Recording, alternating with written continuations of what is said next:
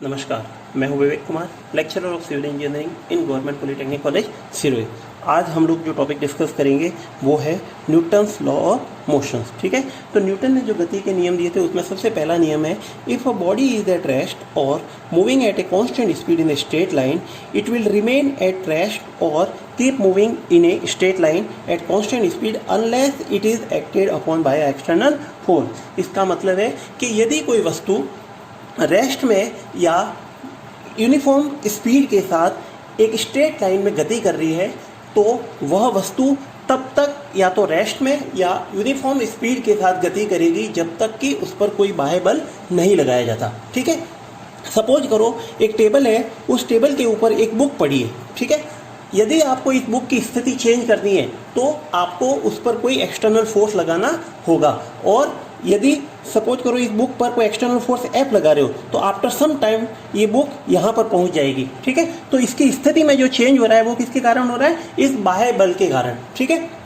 अब जो first law है उस फर्स्ट लॉ में एक नेचुरल प्रॉपर्टी यूज होती है जिसको कहा जाता है इनर्शिया। इनर्शिया क्या मतलब होता है कि यह किसी पदार्थ की एक नेचुरल प्रॉपर्टी है जो कि वस्तु को या तो रेस्ट या यूनिफॉर्म स्पीड में बनाए रखती है जब तक कि उस पर कोई बाह्य बल नहीं लगाया जाता। ठीक है, तो ये प्रॉपर्टी जो कहलाती है वो इनर्शिया कहलाती है। इसीलिए जो न्यूटन का जो फर्स्ट गति का जो नियम है उसको लॉ ऑफ इनर्शिया भी कहा जाता है।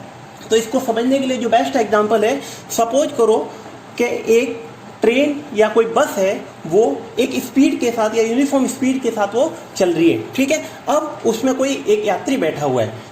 जैसे ही ड्राइवर उस बस के या उस ट्रेन को ब्रेक लगाता है तो उस जो बस में या ट्रेन में बैठा हुआ यात्री होता है वो आगे की तरफ झुक जाता है। ऐसा क्यों होता है?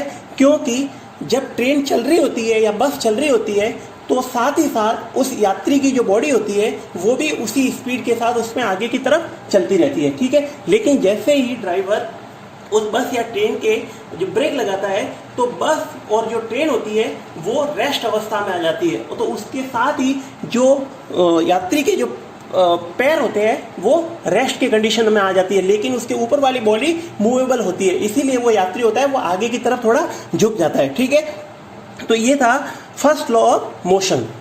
ठीक है, जो सेकेंड लॉ है, it state that the time rate of change of the momentum of a body is equal in both magnitude and direction to the force imposed on it. कि जो संवेग में परिवर्तन की जो दर होती है वो उस पर लगने वाले बाह्य बल के समानुपाती होती है। ठीक है, अब किसी बॉडी का जो संवेग होता है वो उसके द्रव्यमान m और उसकी वेलोसिटी v के गुणनफल के बराबर होता है। सपोज करो किसी बॉडी का जो संवेग है, मोमेंटम है, उसको p से रिप्रेजेंट कर रहे हैं और उसका जो द्रव्यमान है, मास है, उसको m से रिप्रेजेंट, और जो वेलोसिटी है उसको v से रिप्रेजेंट कर रहे हैं। तो उस वस्तु का या उस बॉडी का जो संवेग होगा p equal to mass into velocity. ठीक है, अब जो संवेग की जो यूनिट होती है m, मास की यूनिट होती है वो किलोग्राम, और जो वेग की जो यूनिट होती है वो मीटर पर सेकेंड। जो तो ऐसा ही सिस्टम में जो उसकी यूनिट होती है किलोग्राम इंटू मीटर पर सेकेंड।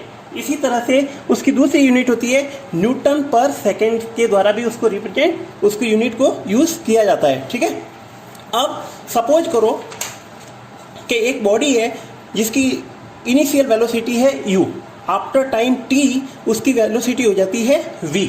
ठीक है, तो उस वस्तु की जो इनिशियल स्टेज से जो फाइनल स्टेज t टाइम बाद में जो उसकी पोजीशन है वहाँ पर उन दोनों स्थितियों में जो संवेग में परिवर्तन हुआ है, चेंज इन मोमेंटम, वो होगा final momentum mv minus initial momentum. ठीक है, अपॉन टाइम। तो जो rate of change in momentum है वो है final momentum minus initial momentum upon time t। m common ले लेंगे तो v minus u upon t। ठीक है, अब जैसे कि जो मोशन की जो फर्स्ट इक्वेशन है, कि v equal to u plus a t, इससे जो एक्सेलरेशन a आएगा वो v minus u upon t. ठीक है, तो इसको जो पुट करेंगे तो वो हो जाएगा m इंटू ए। तो जो चेंज इन मोमेंटम आ रहा है वो m इंटू ए आ रहा है। ठीक है, अब जो सेकेंड लॉ ऑफ मोशन कह रहा है कि जो फोर्स होता है, जो एक्सटर्नल फोर्स होता है वो डायरेक्टली प्रोपोर्शनल होता है चेंज इन मोमेंटम के। Change in momentum change in momentum, और जो चेंज इन मोमेंटम है वो है m f proportional to m a, ठीक है। तो जो प्रोपोर्शनल साइन हटेगा तो उसमें एक कांस्टेंट आएगा, सपोज करो लैम्बडा एक कांस्टेंट है तो उसका आ गया ए, और यदि अपन लैम्बडा इक्वल टू 1 लेते हैं, यदि लैम्बडा इक्वल टू 1 है तो जो एफ इक्वल टू आ जाएगा एम ए, यानी कि जो बाह्य बल लग रहा था उसका मान होगा मास इनटू एक्सीलरेशन, ठीक है। अब जो न्यूटन की गति को जैसे समझेंगे तो एग्जांपल है जैसे कि एक तेज गति से आती हुई क्रिकेट बॉल को जब फील्डर कैच करता है तो फील्डर कैच करते समय अपने हाथों को पीछे की साइड में ले जाता है। ये क्यों होता है, इसको क्यों लेना पड़ता है, क्योंकि जब फील्डर कैच करता है तो सपोज करो जैसे उसके मोमेंटम में जो चेंज हो रहा है, जो फोर्स है वो चेंज इन मोमेंटम के इक्वल है, ठीक है। तो जब जैसे अगर वो कैच जो बॉल आ रही है उसको उसी टाइम अगर कैच करेगा, जो टाइम होगा टाइम वो उसकी वैल्यू होगी बहुत ही कम होगी, और अगर टाइम कम होगा तो फोर्स की वैल्यू बहुत ज़्यादा होगी, जिसके कारण उसके हाथों पर चोट लगेगी। तो वो हाथों को पीछे क्यों करता है कि जो कैच करने का जो टाइम होता है उस टाइम को वो बढ़ाता है, और टाइम अगर ज़्यादा होगा तो उस पर जो फोर्स डेवलप होगा वो फोर्स का मान कम होगा, जिससे उसको हाथों को चोट कम आती है, ठीक है। तो इसीलिए जो फील्डर होता है वो कैच करते समय अपने हाथों को पीछे की साइड ले जाता है, ठीक है।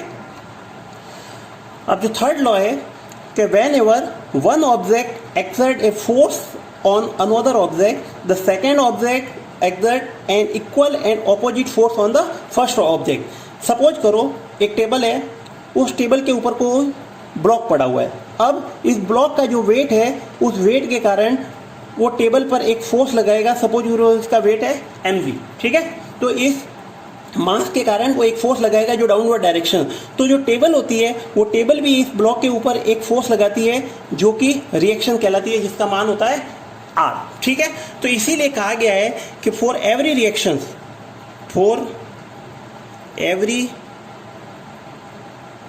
Reaction there is an equal and opposite reactions, कि यदि किसी एक वस्तु पर कोई क्रिया कर रही है तो वह वस्तु उस दूसरे पर क्या कर रही है, एक रिएक्शन देगी, ठीक है। जैसे कि इसको एग्जांपल को समझने के लिए अपन ने देखा होगा कि जब कोई व्यक्ति बंदूक से गोली चलाता है तो गोली चलते वक्त वो आगे की तरफ जाती है, लेकिन उसी टाइम उस व्यक्ति को उस बंदूक के द्वारा उसके कंधे पर एक पीछे की तरफ धक्का लगता है, वो धक्का इसी नियम के आधार पर लगता है। दूसरा एग्जाम्पल है जैसे कि कोई व्यक्ति नाव से उतर रहा होता है, तो जब नाव से उतर रहा होता है तो वह व्यक्ति नाव के पीछे की तरफ उसको एक धक्का, नाव को पीछे की तरफ धक्का लगता है। सेम टाइम जो वो नाव होती है वो नाव उस आदमी को आगे की तरफ भी धक्का लगाती है, ठीक है।